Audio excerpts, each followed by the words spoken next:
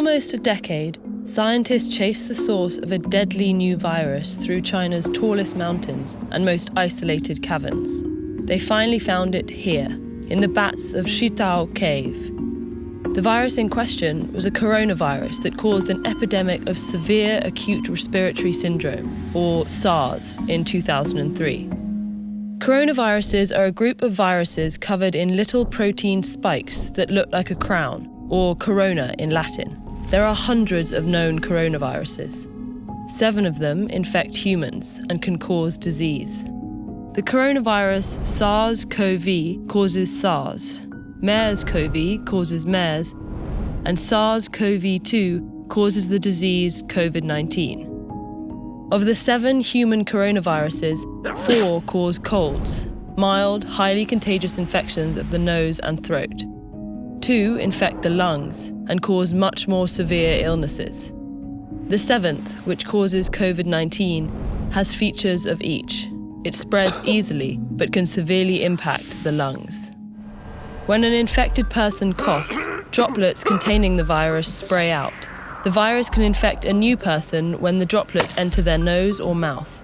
Coronaviruses transmit best in enclosed spaces where people are close together. Cold weather keeps their delicate casing from drying out, enabling the virus to survive for longer between hosts, while UV exposure from sunlight may damage it. These seasonal variations matter more for established viruses, but because no one is yet immune to a new virus, it has so many potential hosts that it doesn't need ideal conditions to spread. In the body, the protein spikes embed in the host cells and fuse with them, enabling the virus to hijack the host cell's machinery to replicate its own genes. Coronaviruses store their genes on RNA. All viruses are either RNA viruses or DNA viruses.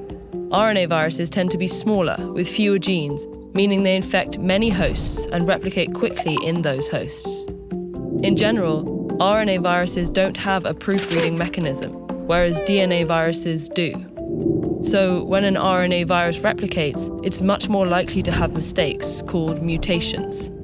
Many of these mutations are useless or even harmful, but some make the virus better suited for certain environments, like a new host species. Epidemics often occur when a virus jumps from animals to humans. This is true of the RNA viruses that cause the Ebola, Zika, and SARS epidemics, and the COVID-19 pandemic.